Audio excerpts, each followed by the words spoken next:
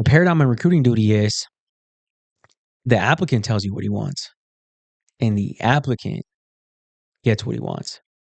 See what I'm saying? So it's not even really about you, even though uh they make they make it seem like it is, like it's your success, it's your career, right?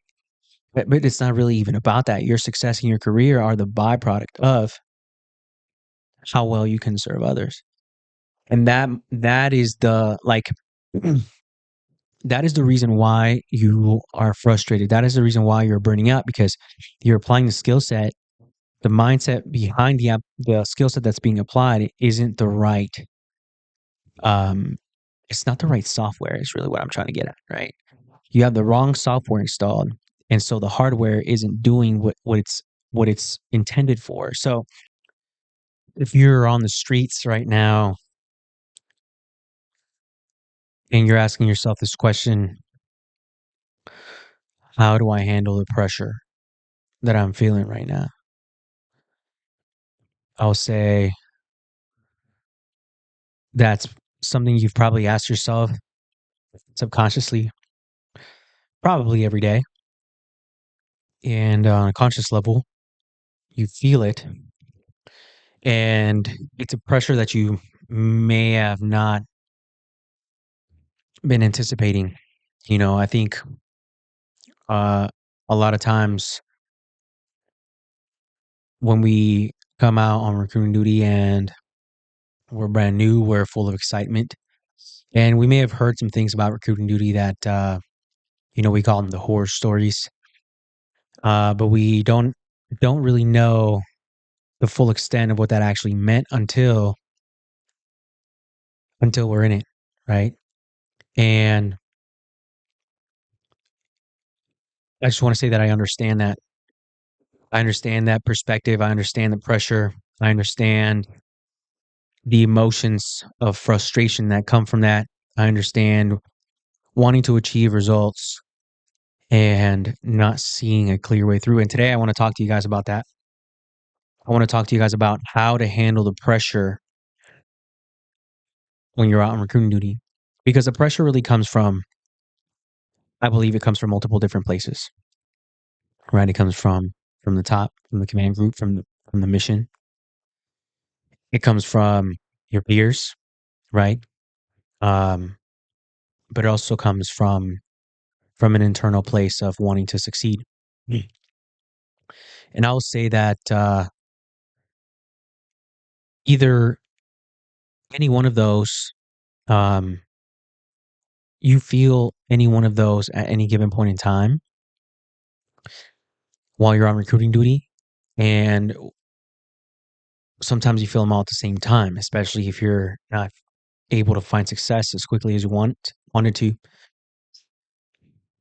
And I'll tell you right now that there definitely is a way. There is a way to manage the pressure. And I believe that the way to manage the pressure is to understand number one, why it's there, and number two, where it comes from.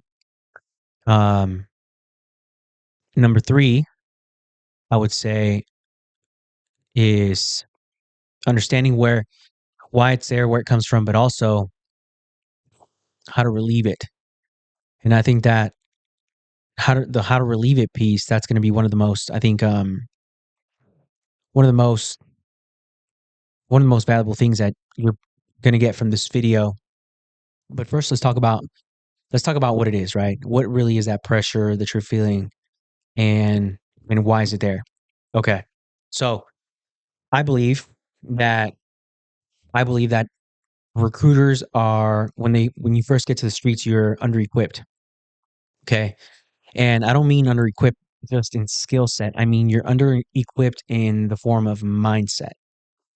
And what I mean by that is that they send you to recruiter school to teach you the skill of communication, the very basics, right? Which is, I think BRC does a really good job at breaking down, the MC3 skill steps, and giving you what you need, the baseline knowledge you need to succeed.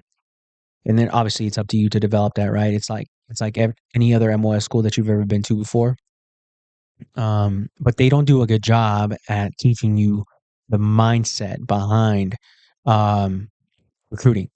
And the reason why I believe that they, and in my opinion, that's the most important thing, um, because the mindset is what puts everything into action through the I will say the precursor is the intention, right? So when you come out of a BRC, you know the skill set, but knowing the skill set, so the knowledge piece, that's one thing, and then understanding it is another thing, is another piece, and then obviously knowing how to apply it, you know, that's that's the third thing, right? So you have the knowledge behind the skill set, but you don't really completely understand it, and so while you're applying it on recruiting duty, it doesn't really make sense. You just know you have to hit the steps.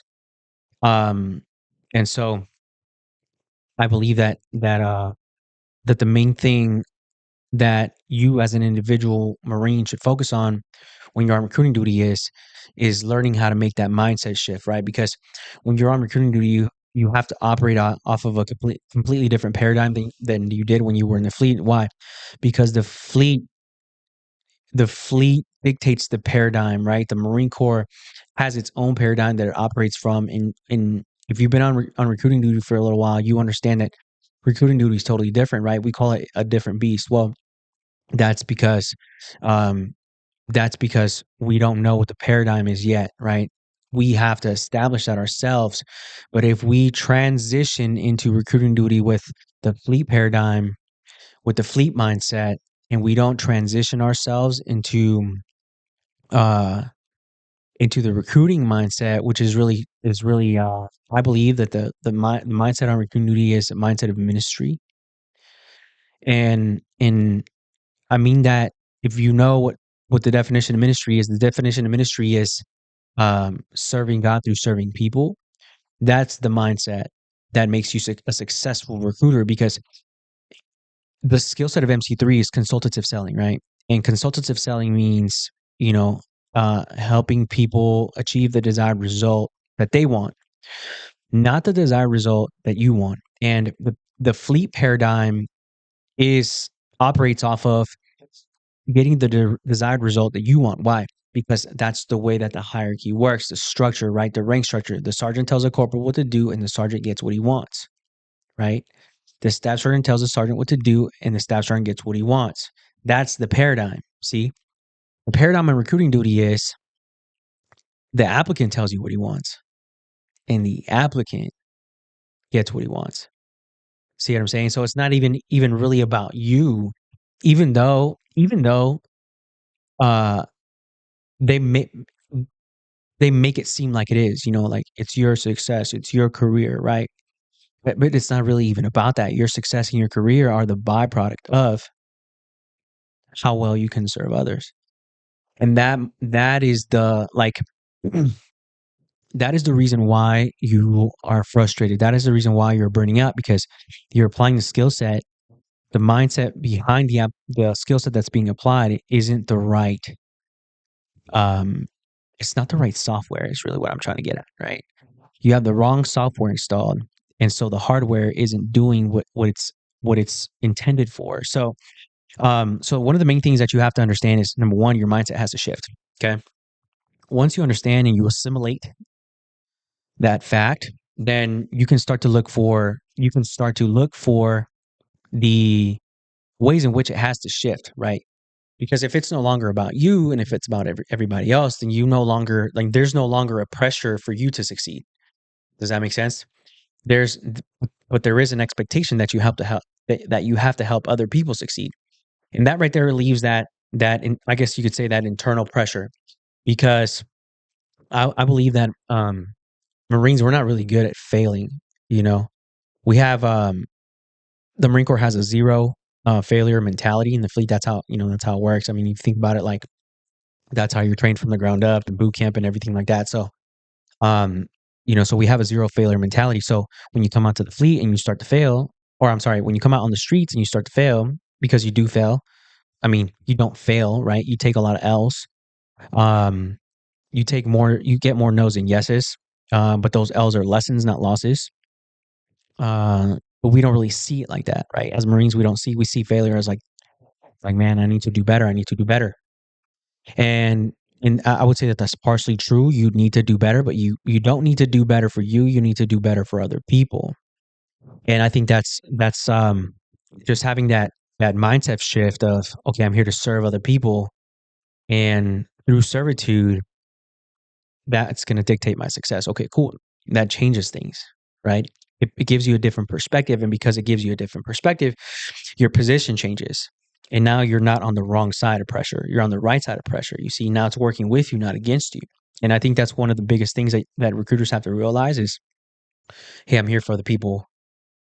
I'm not here for myself. And it would really help if your command is on the same page. Which I think it's, one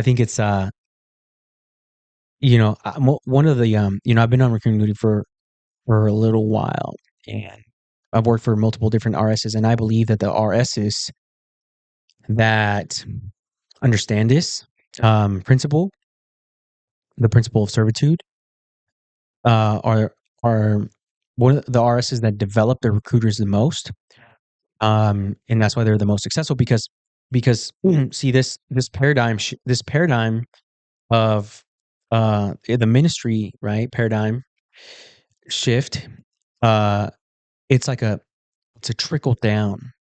It starts at the top. If your command group has you know um a mindset where they're there to serve their recruiters, then the recruiters are going to follow that example, right? Like, the RS is a paradigm. By the way, if you don't know the definition of a paradigm basically what it is it's a habitual, right, um pattern of habits that control your daily actions, right? So your thoughts, your emotions, and your actions. So, um, and most of the things that we do are habitual, right? So a paradigm is something that controls your habit pattern. So the paradigm for the RS from the top down is that we habitually develop people, we habitually serve other people, we habitually care about other people more than we care about ourselves and our results, and it just trickles down, right? And then the body of recruiters starts to adopt that. But if it's not there, if that's not the paradigm that the RS is operating from, then it's really, really hard to implement as a recruiter. However, it doesn't mean that you can't, though. It just means that the external pressure will be there, the internal pressure will not be there. And so that's you know, that's that's my that's kind of my take on it. Okay. So if you make the mindset shift, you can get rid of that internal pressure. Right. So how do you get rid of the external pressure? Well, you can only rid of the external pressure when you produce results. Okay. But we just went over how you make the mindset shift so that the results can come. And I think one of the best ways to produce results, and this is going to sound contradictory, and it's also maybe controversial to how we're, I would say, trained, but the best way to produce results is to not focus on the results. And I know that sounds a little crazy, but you focused on the inputs, right? We call this a results based business. And I would say that that's partially true because I believe it's less about the results and it's more about the inputs. And so this is actually, I believe it to be, it's an input based business, which means that what you do on a daily basis, the intention with which you do it, the consistency and the intensity with which you do it is going to drive your results, right? That's literally what dictates your results. So you can't control an outcome if you don't have control over the input. So one of the best ways to think of this is is well, it won't be difficult if you've already made the mindset shift to recruiting as a ministry. Uh, then it won't be difficult to apply to have the for the inputs to be in alignment, um, so that you can get the results that you need, right? Because you'll be doing it from a place of, okay, I'm gonna be helping people. Now, obviously, yes, there's a process, right? There's a process, and there's a lot of other things involved, like time management, right? Um, self development, skill stacking, uh, skill mastery. There's a lot of things involved, right? But here's the thing, right? Here's what I believe. I believe that the skill set comes second, and the belief comes first. Now, let me tell you. Let me explain. Let me explain what I mean by that. Okay, so skill set comes second, belief comes first. Here's what I believe, and also here's what I know. I know that a recruiter with a level 10 belief and a level 2 skill set will have better results than a recruiter with a level 2 belief and a level 10 skill set. And the reason why that is, and I figured this out, right? The reason why that is because people, in order for anyone to accept your offer of becoming a Marine and step into that transformation, people have to trust you, right? But people, they have to trust you, and they also have to believe you and believe in you. And here's what I realized, man. People don't believe in people that know everything. People believe people who are believable. And that's why I'm saying, like, if you believe in the Marine Corps, if you believe in the transformation that the Marine Corps can help you accomplish, and you are at least decent in communicating that, man, you're gonna kill it, man. You're gonna kill it. And you want to know how I know that? Because there's literally recruiters out there who um have thick accents. Maybe some of them English was their second language, like me, right? Maybe they're not best at speaking English. You know what I mean? They're not the best at articulating themselves. There's so much belief behind what they say that it doesn't matter. You know, what matters is what the applicant feels when that recruiter is speaking to them, and and so that's why I know that the inputs, the intention behind the inputs makes a huge difference. So, how do you relieve that external pressure? You relieve it by producing results, but the results themselves are the pressure, because think about it like this, like the command group, right? Or your boss or whoever it is that's putting pressure on you to write contracts, they wouldn't have they couldn't use that pressure, that we'll call it a weapon of pressure against you, if like the pressure wouldn't exist if the results didn't exist. You know what I mean? And so the results will never not exist. So the only way to get rid of the pressure is to make it not existent for you, which means that you're always producing results, you know? And how do you do that? Well, you do that through serving other people before you serve yourself. And you serve other people before you serve yourself with the intention of helping them become successful. And that's when everything comes into alignment, right? Everything, the skill set, the consultative selling skills, the mindset, you know, um, and then you have a tool set as well, which I think that's a different. I think that's a different. I think that's a different topic for a different day. Because, well, it's not a rabbit hole, but I think that's a totally different video.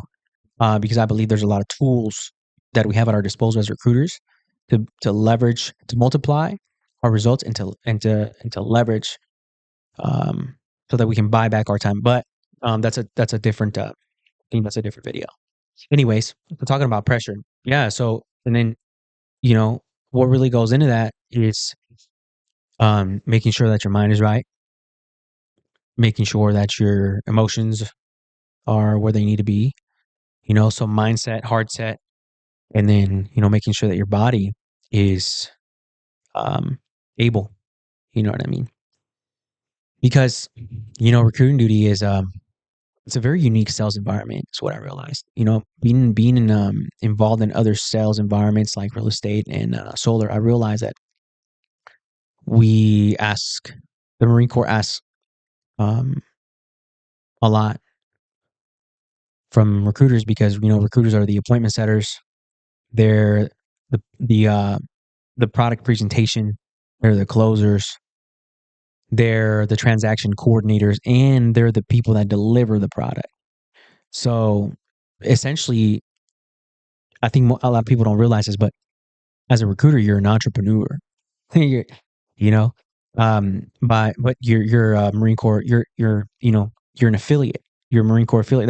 That's really what you are. You're selling an affiliate product, but you are developing your own business, in a sense. So a lot of people don't understand that, but that's really what it is. And so, okay, and so the reason why, let me kind of go through. Okay, so the reason why the mind, making sure your mind is right, that's important because you're the appointment setter, right? Uh, which means you're having conversations with people, which means that you need mental bandwidth, right? But you're also the presentation giver, so you're making sales presentations, which you need your mind for, mental bandwidth, the ability to think clearly, incisively, and the ability to apply creative solutions and critical thinking skills, right? So you need your mind. Your mind has to be right. But also during your sales presentations and during the closing, as Marine Corps recruiters, we lean a lot on emotion, right? Because emotion is really what moves people forward to saying yes. And the reason why that is I'm not sure if you've ever heard this before, but emotion is spelled emotion, energy in motion. And so we have to lean on it. And that's the reason why our emotions have to be good. And that's because in order for us to move people who are away from negative emotions, which are very constrictive, and towards positive emotions, which are expansive, right? Um, you got to be in that expansive. You got to be in an expanded um, emotional state. And if you've ever looked up an emotional frequency chart, I mean, I suggest that you do because that'll give you so much insight into where your applicant is at emotionally and what emotion you should be using to like get him up the ladder. Man, you know what? I'm gonna do a video on that on emotion, energy, and motion, right? Like how to get your applicant up the emotional ladder, so that he can make the right decision, right? And say yes. But so that's why your emotions have to be good, and obviously your body, right? Because you got the obviously. So what did we went over the appointment, we went over the sales presentation, the closing, the transaction coordinator. Well, you need your mind for that for sure. Uh, but most things are automated nowadays, so you do and you don't in a sense, but you do because you want to make sure the documentation is done correctly, right? And then you deliver on the product. Now, here's what I think most recruiters miss, right? Because um, obviously, when um, people enlist in the Marine Corps, they enlist to be Marines. But the thing is the first product, the first part of the product that the Marine Corps delivers, the recruiter delivers to the applicant who just paid, right? Who just swore an oath, and essentially, like, I guess you could say, um, just came into covenant with the Marine Corps and said, "Hey, I will prepare." They swear into the delayed entry program. That's the first um, covenant promise that they make is, "Hey, I'm swearing into the delayed entry program." And so when they do that, you are responsible for delivering on that product. In that product, right? What are the promises of the delayed entry program? Well, we're going to develop you physically, mentally, spiritually, right?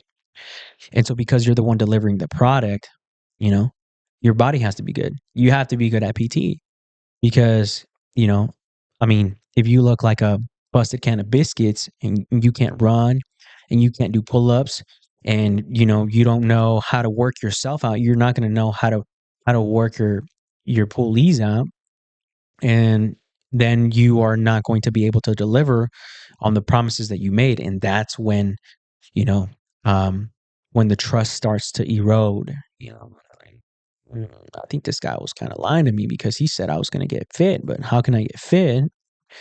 You know, if this guy's not fit, that's kind of weird, right? See, when they start to come down that emotional high from the enlistment and the excitement behind swearing the oath and getting their pulley shirt and getting posted on social media, and then they start to like once they like you know I guess you could say step into that environment and they start to perceive like something's off here. My recruiter talked about physical fitness and he's fat, you know, then that's a dangerous game to play, man, because you have to understand that you have to deliver, right?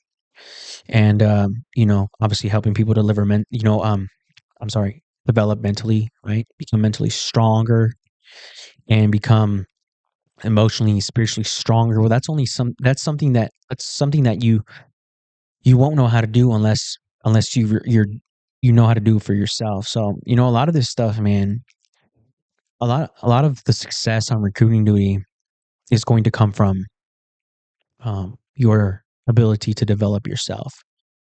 Because I think that we are the most qualified at helping the person that we used to be. And, if you think about it, you've already undergone a transformation before.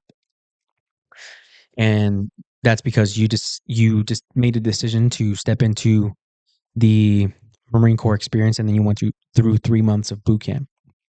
But for some of us, right, that's maybe, boot camp was like, 16 years ago for me. For you, it could be 5 or 6 or, 8 or whatever. But, w- you know, so since that was so long ago that if we're not familiar with what it feels like to be going through a transformational period in our lives, then we really don't know how to walk people through that, right?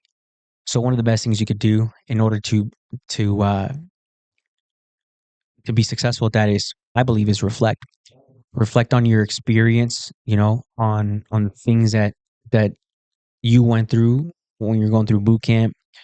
Um, I really do believe that the Marine Corps, uh, in this in the recruiting environment, the recruiter who becomes successful has the ability to package their wisdom, their warnings, and their ways, right? So their wisdom, their warning, and their ways of doing things and delivering them through the delayed entry program for the people who have made the covenant promise of dedicating their lives, to the Marine Corps for, really the rest of their lives, right? Because they say, once a Marine, always a Marine, which I believe to be true.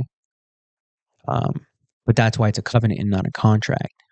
You know what I mean? And that's another perspective shift. But that's a different video for a different day, man. So how do you relieve the stresses on recruiting duty? Number one, make the mindset shift from uh from fleet to ministry, you know, from from selfishness to servitude, and relieve the external pressure by producing results through focusing on the inputs, because this is an inputs based business. So, and if you could do that, take care of your mind and your heart and your body, then you will start to find a lot more success. And I know that when the success comes, and this game gets really, really fun and really exciting, and it's actually really enjoyable. So Man, I hope you guys found value in the video and the message that I shared with you guys today. If you did, please leave a like, leave a comment, and share this with anyone who you feel might need to hear this. Maybe they're going through a rough patch on recruiting duty, and maybe this will help. So it's a pleasure serving with you guys. And until next time, next video, you guys stay blessed, stay faithful. All right. I'm out.